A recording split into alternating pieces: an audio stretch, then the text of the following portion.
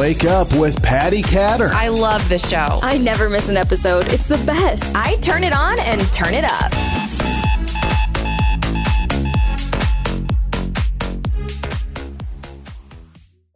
You're listening to and watching Wake Up with Patti Catter. Today we have a very special guest on the show, Victor. He goes by Vic Blends on TikTok. Victor, welcome to the show.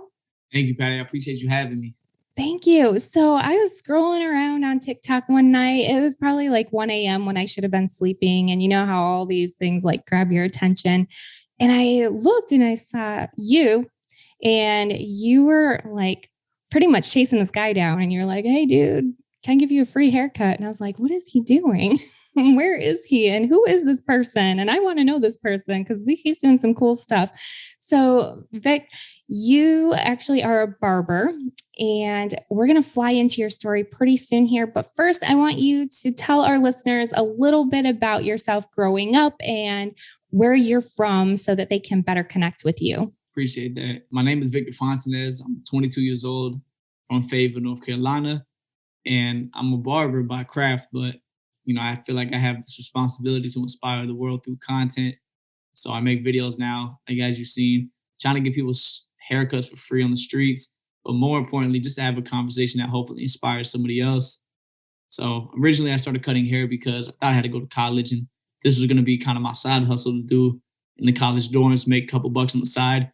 But I grew a passion for it, and I found that it was going to lead to my purpose in life. And I got spiritual confirmation for all that and decided to take it serious and chose to go to barber school instead of going to a university college as soon as I graduated high school. From there on, I started building my brand online and really just becoming a barber. And then slowly but surely after that, I started seeing what I was really here for and started incorporating more of my speaking and trying to be an inspiration for the young generation. You blow me away because you said earlier before the show started, you're 22, right? Yes, ma'am. That's crazy. I was just talking to a woman over the weekend that I've been mentoring, and she's like 43 and she's still trying to figure out why she's here. And sometimes it takes people a whole lifetime. And when I was watching your video on TikTok, I was really touched. I'm not going to say how old I am, but I'm old enough to be your mother. And some of the things that you were saying was just like, wow, this dude is powerful. Like, you have some really great, strong insight into the hearts of people, really. So we were also talking before the show, and I had read your bio after I contacted your PR person. And I noticed down there that you're from Fayetteville, North Carolina. And I already know that a lot of my listeners who've been following me for the past 14 years, your ears are perked up right now because I actually did a lot of podcasting for 12 years in the military world with some big national nonprofits. So this is really cool. Vic, I was like, what are you doing in Fayetteville? Like, are you related to any military? And I'm going to let you fill our listeners here and on what you told me. Yeah, for sure. I mean, just on that first part that you said, even the woman that's trying to figure it out at 45 or, you know, however old she is, I think it's perfect timing. You know, you can never compare your life to anybody else's timing. You know, God's timing for how we get things is divine, and you can't really rush that. So, you know, part of that is being grateful for your own journey. So, you know, I know I got it at 22, but still got a long way to go, and it comes with a lot of responsibility. So just being open to what he's putting on you is really important. And, you know, even to the woman at 45, like, no rush. You know, life is a long journey. So coming back to the military part, my dad is actually military. He just retired at 27 years. So I got the Fort Bragg Fayetteville when I was in 6th grade. So before that, I was just moving around, you know, born in Germany, lived in Germany for 5 years, then went to Texas, then back to Germany, then in Fayetteville. And that was the last stop that we had. So I was in Fayetteville for over 10 years. That's why I call hometown. It's where I grew up at. You know, really anytime you spent middle school to high school at, that's where you really figuring yourself out at. So that was like the most important time of my life. So I got so much love for the hometown Fayetteville. And my brother is actually military as well. So I got an older brother that's 32. He joined the military through doing the ROTC program in college, and then went in the captain route. So got military background. I thought that's what I was going to have to do, but I didn't get accepted for the ROTC scholarship for college, and that's probably why I didn't go. And look at you. I'm so proud of you. Like, I can't even tell you. Having kids, you tell them it's a good idea to go to college, but I never really pushed that route with my kids. They've all chosen to go to college, but even my son, he was in the military and now he's out and he's in college and he hates it. So no telling what they're going to end up doing. What about, you said that you just decided to cut people's hair. Like, how do you do that? If I did that, it would look horrible. Yeah, well, it's a process, like I'm sure when you look at your first podcast episode, you were like, man, I don't know what I was doing, but you get better over time. It's a physical craft. I think that just takes some work. So, I started cutting hair because it was supposed to be just a last choice for making money. And I ended up falling in love with it. You grew a passion for what you do and I grew a passion for mine. And I think that's why we are who we are now, is because we really loved it. So, you got to love what you're doing. And I think that's why I'm able to be where I'm at. But started off as a thought to make money. And I really got open to the bigger perspective of what I have in front of me. And I'm just grateful for that. So tell us about, how did you offer your first haircut on video? How did that even come up? Like, I have this idea. I'm just going to roll with it. Yeah. So I want to speak. Like, that's what I'm really feel like I'm here for, is to use my voice. The haircutting is a God-given gift and I definitely have to use it. So I don't want to ignore that, but I want to figure out how I could use that to give me the bridge to get to where I want to go. So I grew my brand as a barber for a pretty long time, just being a celebrity barber, cutting for athletes and rappers and you name it. But I really didn't feel like that had as much impact as I could have with my voice. So I'm trying to figure out, how do I do both at the same time? How do I continue to show everybody the person behind the clippers, but also using the clippers to get that exposure for it? So I'm like, if I cut somebody that I've never met before, it's going to have this shock effect, because everybody used to see me cutting the biggest rappers in the world, but also it's going to show the real passion in the person that's behind the clippers itself. So it gave me an opportunity to have a middle ground for both.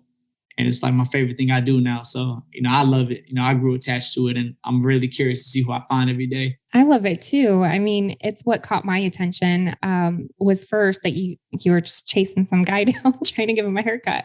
Yeah. But then the next thing was really that what you were saying was so powerful. And I'm even surprised on the show how I was talking about the woman who was having a hard time finding her purpose. And you were on that so quick. And another thing that catches me off guard is how fast you're able to speak. And it's almost like, I actually really love rap music, believe it or not. And yeah, what's that? Your favorite rapper? Yeah, my favorite one? Well, yeah. I'm from Michigan, so I have a lot of different musical talented people that I like. And I really still like the old school 50 Cent, Eminem. Eminem's from Michigan. So that's why I started listening to him. His music's rough, but I like it. He's just fast. I don't know if you watched 8 Mile, but loved it. Loved his story. Oh. Yeah. So, I mean, I have a lot of different rappers that I actually really like. And there was a rapper in Michigan. He goes by the name of Prozac. He's with Tech 9, and he offered a big concert for military veterans when I was up there for my organization. So I could go on about that.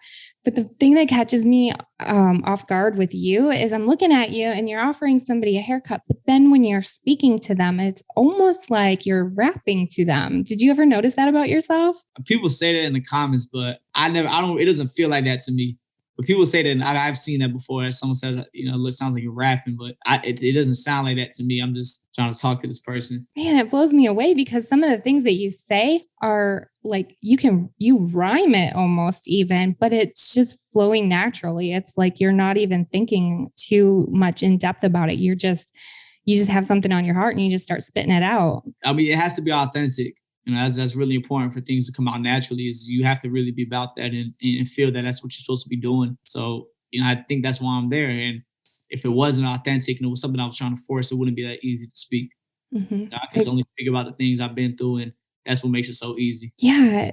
Speaking about some of the things that you've been through, I ask all my guests if they can think of one challenging time in their life or a trial that really kind of sticks out to them. And how did they overcome that trial, or are you still working through it? So can you think of a trial that you've had in your life? Yeah, absolutely. I think the biggest trial for me was just making the decision after I graduated high school about what I was going to do. I'm a young person, so I can't tell anybody, oh, I went through this with my kids or this with the crib or this with the house. So, I've been through, young person life experiences. And the biggest one was trying to figure out what my path was going to be, which I feel like is something that a lot of younger people battle with, is trying to make that next step into becoming an adult, trying to pick a career, figure out what they're going to do with their life. So for me, my parents, military, my dad's got the military way of life of thinking. They came out of a really, really rough situation. So for them to make it to where they're at, they really wanted to make sure that we didn't have to go through any of that struggle. So that's why they were so adamant about us going to college and trying to get us to go get a degree, is because they saw the degree as a way of securing success for us. And I understand that because of the generational gap we have, right? For your generation, Patti, that's kind of how things were pushed, was go and get a job, go get a degree, go get your retirement. So I can't blame my parents for not being on board with the way that we thought. But in the beginning, it was a lot of conflict because as a young person, you're always thinking my parents don't understand me. They don't know what I go through. You know that as a mom, and I know that as a kid, because that's something we always think in our minds. But it's not that, but I know that one thing you can't argue is experience and time on the earth. So I had to put myself in my parents' shoes and understand like where they were really coming from. And it was unconditional love. Like I was almost like I couldn't be mad at my parents for wanting me to do better and go to college. Like you cannot be mad at that. So in my mind, I'm thinking like, yo, why don't they support my dream? I want to go be a barber. Why doesn't anybody see it? But in reality, they want to know like when they leave this earth that they did a better job of raising their kids than they had to go through. And that's all I had to really see and open up to. And making the decision to go to barber school was like betting on myself. I ended up doing that first year after high school, watching all my friends and everybody go to college and hanging out with their friends, and they living it up at the parties and joining fraternities. And I'm in a garage at my brother's house while he's deployed and cutting in the heat in the summer. And it's like one of the toughest times for me is because it's a journey of self. And everybody knows the realization when you graduate high school, everybody goes their separate ways. You have a couple of good friends, but that social circle just completely goes away. And for some people, it's a good problem, but then for some others, they don't know where else to go. So for me, like I said, it was a journey of self. I'm in that garage, focused on the dream, and I really had to bite down on what I was doing because I took the responsibility and the risk myself, and I had to prove to my parents and my family that it was going to pay off, but most importantly to myself that I didn't want to look foolish at the end of it for denying that help so much. I wanted to make sure it paid off. So that was like the battle I had went through, was trying to figure out what I was going to be doing.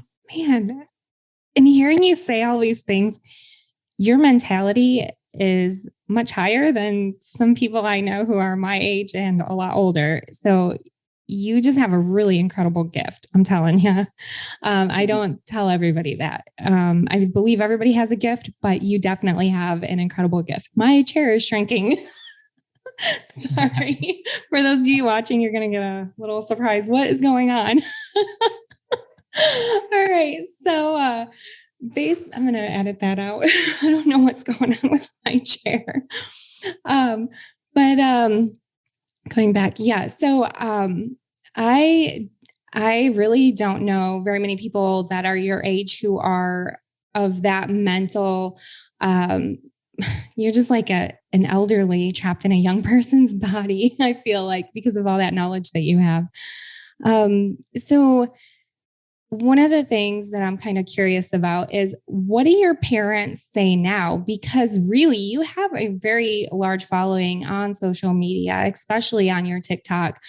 And are they like, oops, my bad. Sorry, I was pushing you in the wrong direction? Or do they still think you should go to college? Or how is that relationship now? The relationship we have now is amazing. My parents don't really, I wouldn't say they understand I'm doing good, but they don't understand the magnitude of like what social media means or what I'm doing. But honestly, it doesn't really matter because, my parents' relationship is about life. It's not about social media. It's not about business. And you got to just understand what relationships require what. I don't go to my parents to tell them how many new followers I gained in a week. It doesn't matter. My dad wants to make sure I'm becoming a man and taking care of my responsibilities. So like things that me and my dad talk about now are, asking me if I reminded my girlfriend about going to the dentist or making sure I got a doctor's appointment set up for her to go get checked up on. It's like things like that, like taking care of the family or paying bills or taking care of the house. Like that's what they're there for, to remind me of all the time. But my parents aren't there to worry about what I have going on social media. They want me to become a man and take care of my family. And as long as we keep talking about those things, like that's what's most important.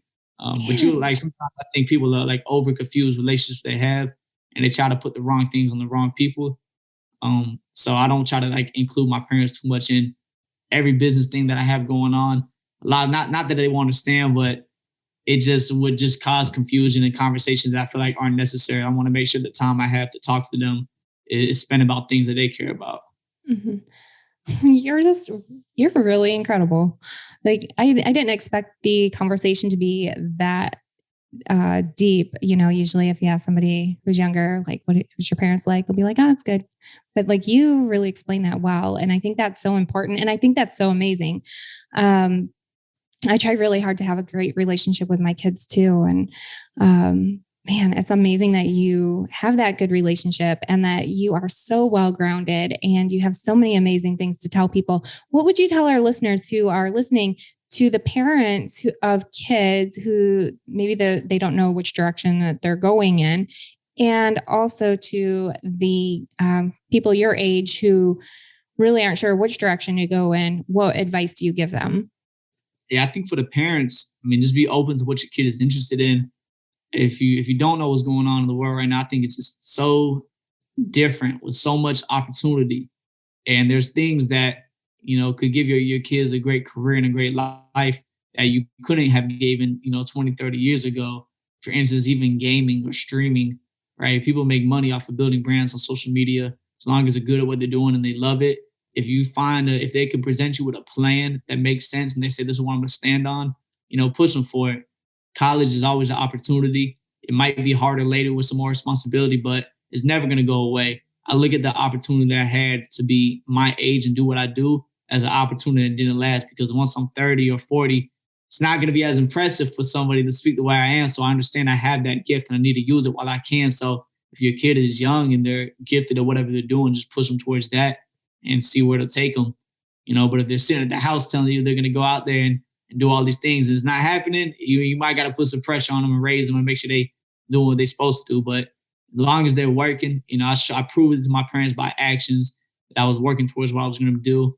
I invested in myself. I made the sacrifices possible. I put the hours in, and you got to let me do what I have to do at that point. But that would be my advice to the parents. Just be open and see what they can do. And for the young people, man, don't feel rushed, because it's perfect timing for everybody. Mm-hmm. And just because you see somebody like me, maybe at 22 years old, doing what I do on social media, doesn't mean you're supposed to be doing the same thing at 22 with what you're doing. But the time will come. It's just a matter of time, but be patient for it. So I got caught up in not being appreciative of what I had in front of me sometimes, because I'm really focused on the other people and thinking that I should have what they have. And it took away from my own experiences of what today is. That's really great advice for all of us. Now, I'm going to put you on the spot here, because I've seen you be put on the spot before on your videos. Do you have anything, I don't know what, like just out of the blue, is there anything on your heart that you want to share with us? I'm just grateful. That's the only thing I've been sharing like this past couple of months. It's really surreal to me to be here, because it's everything I prayed for and asked for. It's like anytime I get an opportunity to say something like this, I just want to say I'm thankful, because it's like, I'm not surprised because it's what I asked God for, but it's here. And I just want to be in like a state of gratitude and just tell everybody I'm grateful for them even like hearing. I never thought somebody would care about what I had to say, but we're here today, and I'm just in the presence of gratitude. So I thank you for real. That's amazing. Vic, thank you for being on this show.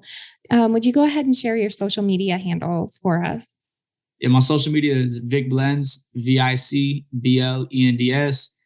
Any support makes a difference. I'm grateful for everybody. Like I said, I don't need a million more. I need 10 more, maybe, that I heard from Patti and, went ahead and showed your voice some love. So if anybody can check me out, I appreciate any type of support. Thank you to Patti too. This was amazing energy and a great conversation. And I'm excited to dive into your content now and see what you got going on. I'm really, really impressed with the way you handled this. So thank you for this. Thank you. Thank you. I appreciate it. What if somebody wants to sponsor you, or is there a sponsorship opportunity? There's a couple of them. They would have to just reach out to my agent. The information is in my bio on Instagram. If you click email, it'll take you to the email, or email on my TikTok. Email is connected to my social, but just opportunities like that, it just has to make sense. I try not to do too much with sponsorships because I really have to keep that authentic feel to the content, and I want people to know like I'm here for them. Sometimes I think too much of that might take away from that. So as long as it makes sense and the line's right, we could probably do something. Yes, I love that. Love it. All right, Vic, thank you for being on the show. And thank you everybody for tuning in. Again, you're going to read in the show notes on the podcast platforms, all of Vic's social media. I'll put the email and everything in there too, but be sure to go check out his bio for all that great information. And then everybody who's listening on the radio, thank you for tuning in. Be sure to catch us on Wednesdays and Fridays and Amazon TV and Roku. So thank you all and have an amazing rest of your day.